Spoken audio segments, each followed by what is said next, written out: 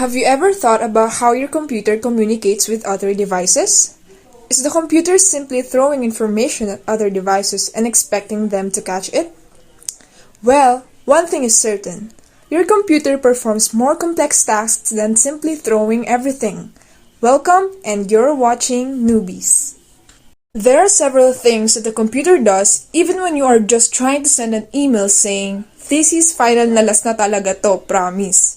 Essentially, this email that is going to be passed to another device will go through several layers before the recipient can see it.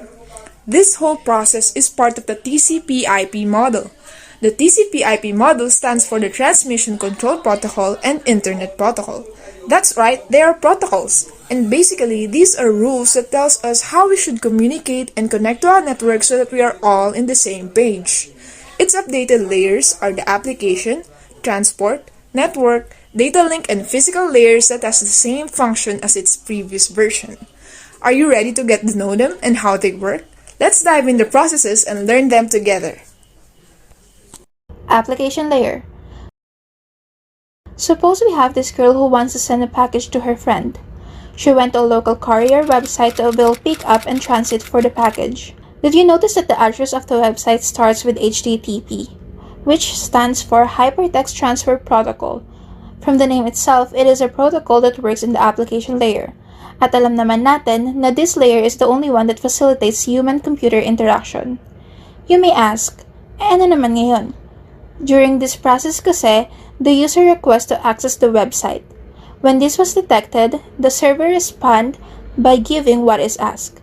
It uses hyperlinks to generate web pages which users can navigate. Kumbaga, HTTP enables the processes in the application layer. Parang naging foundation siya ng information fetching and data exchange. So going back, she chose a door-to-door service in which the rider will pick up the package at her location and it will be delivered to the location of the receiver. She's all set. Now it's time to wait for the rider and proceed to the next step.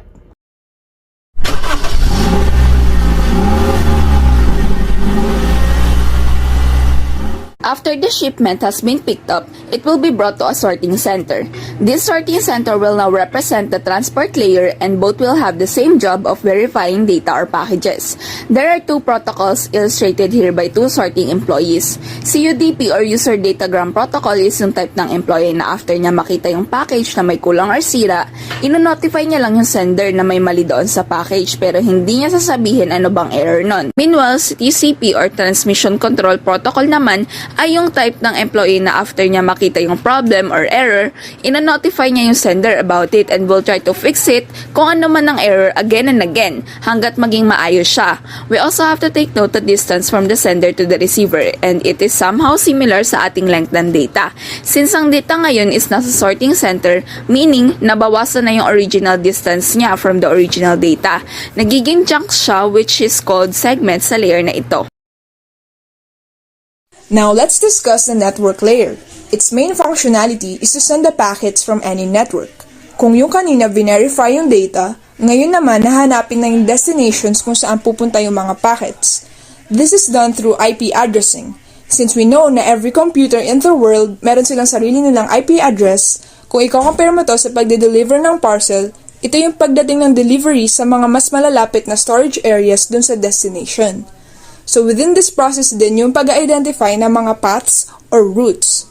Additionally, data is encapsulated and fragmented, meaning binibreak down into smaller pieces yung data and then pagkadating sa destination saka i-reassemble. Data link layer. The data link layer is almost similar to the network layer, but this one facilitates data transfer between two devices on the same network. Going back to the sample situation, once the parcel arrives at the local sorting office, it will be sorted for your area delivery. Dito, mayroong mga assigned delivery personnel sa bawat area. Kapag nakuha nila yung parcel na kailangan nilang i-deliver, dadalhin nila yon sa municipality or barangay kung saan sila naka-assign. Ibig sabihin, yung transfer ng package is in the same network, since this location is under the same province. So dito rin nabawasan na yung distance ng current location ng package sa receiver, and we can compare it to how the packets are broken down into frames as they approach the physical layer. So the next part is physical layer.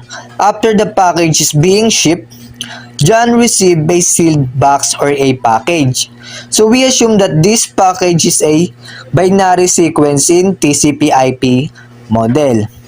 So because of curiosity and excitement, John wants to open it.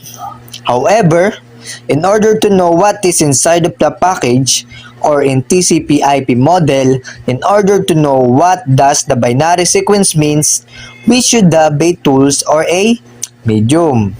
So in TCP/IP model, we should have a physical layer protocol or signals and cables. Meanwhile, in John's part, in order to open the package, he needs a cutter or a scissor. So John upset after he opened the package. He saw a bomb or bomba that is almost 3 seconds. So 3, 2, 1, boom. Sadly, John died. So the moral lesson of this is don't open anything, especially when you really don't know who sent it to you or what is that thing. Same thing in our computer, don't accept anything that you really don't know.